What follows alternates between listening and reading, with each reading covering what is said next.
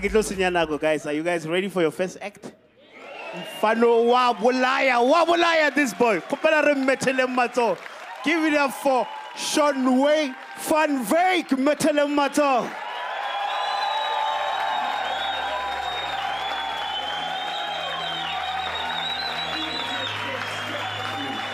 Hello!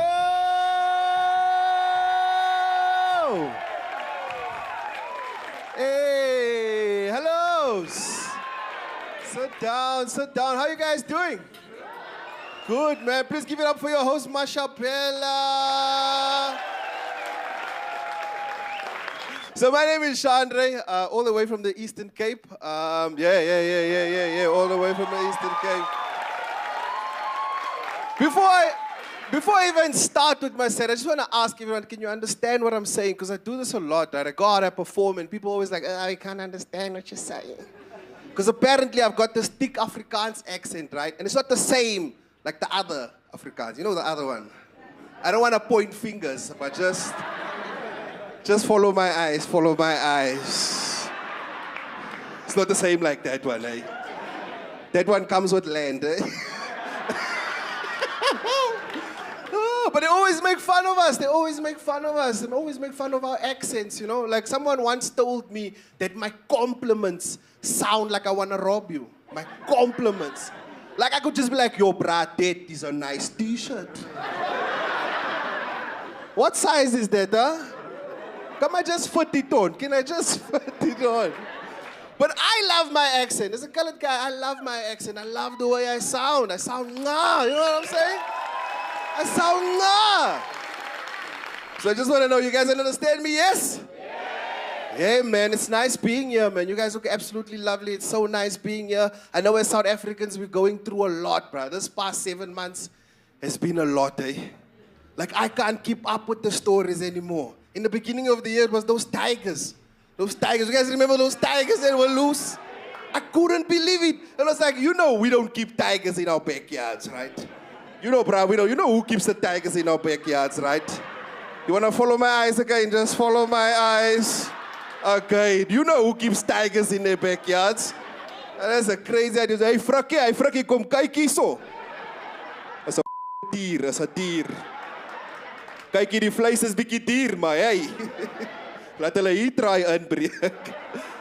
So it was such a wild story, because I caught the story on Facebook. I saw the whole story on Facebook. I couldn't believe it, because they shot the tiger already, right? And people were outraged, right? People were outraged. Oh my God.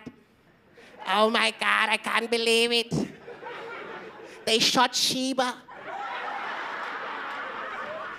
I was like, what? How did you guys know the tiger's name? Is that your tiger? Right? It's unbelievable, right? And people were just like, justice for Sheba. Justice. Justice for Sheba. People just turned into freedom fighters. And no one cared about the guy that was bitten by the tiger. No one cared about William Mokoena. That's who I'm here to defend. That's what I'm here to get justice for. Justice for William Mokoena. No one cared. Not one Facebook post for William. No one cared. Not even the reporters when they visited him in the hospital. Did you see that video? When they visited him in the hospital, no one cared. That lady woke him up while he was just lying in his hospital bed. He was just there. Teet, teet. They didn't care. That lady, William, wake up, William. William, tell us what happened, William. William, wake up. They touched his sore foot. William, wake up, William. It was so wild. And William woke up. William woke up and William told the wildest story I've ever heard in my whole life. That story was wild. Because William said he woke up that morning and he was hungry. He was like, yo, I'm going to go to the shop, buy some bread and milk. And I'm going to enjoy my breakfast, right? That's what William did. He went to the shop, bought the bread and milk, came back from the shop. As he came back, he saw that his shoelaces was untied, right? And that's when he put the bread and milk down. And he started to tie his laces, and that's when he heard it. Row. I don't know why my tiger sounds gay, but it's just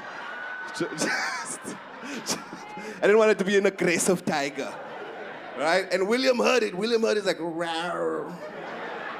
And William got so scared, because we live in Joburg. Joburg is a scary place. William was so scared. The first thing William thought was, oh my God, I'm getting robbed, I'm getting robbed. He looked back, he saw a tiger. He was like, oh my God, it's a tiger. Oh. I'm sending WhatsApps tonight.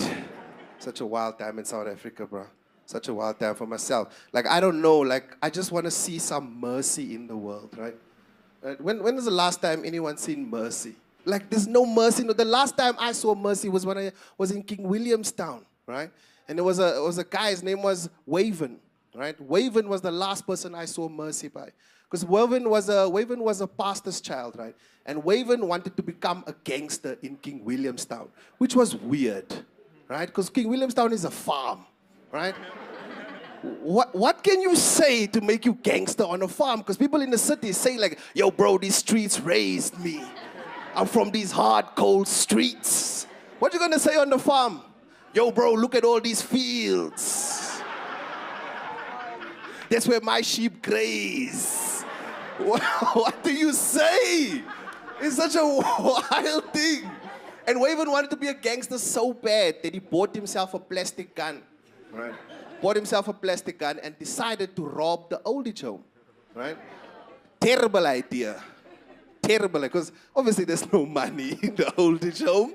And he did it. He went to the old age home. Apparently, people tell me the story. He came into the old age home, did a combat role, and pointed the gun at all the old people in the home. Right? And at that time, it was visiting hours, right? It was visiting hours. Everyone sitting there together, visiting hours. And he came in, did a combat role, pointed the gun at everyone. And everyone was scared. And he's like, put the money in my hand. Put the money in my hand. But it's an old age home. They only had coins.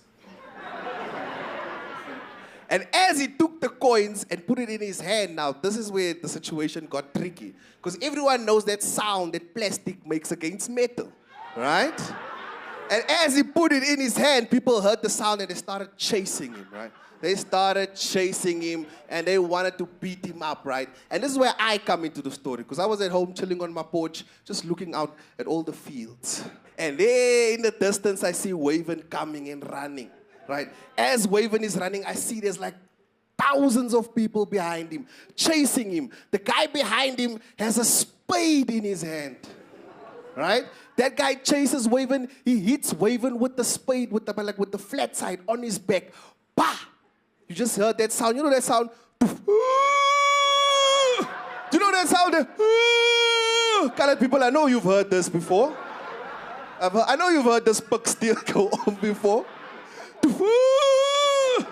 Right? He hits Waven on his back with the flat side of the spade, and he picks the spade up again and he wants to hit him again. But this time, as he swings the spade, he misses Waven, and the momentum of that spade just threw him and he fell on the ground, and the spade fell on the ground. That's where Waven picked up the spade. Waven picks up the spade, turns the spade to the sharp side, and wants to hit him with it. And the guy looked at Waven and said, bruh, I hit you with the flat side.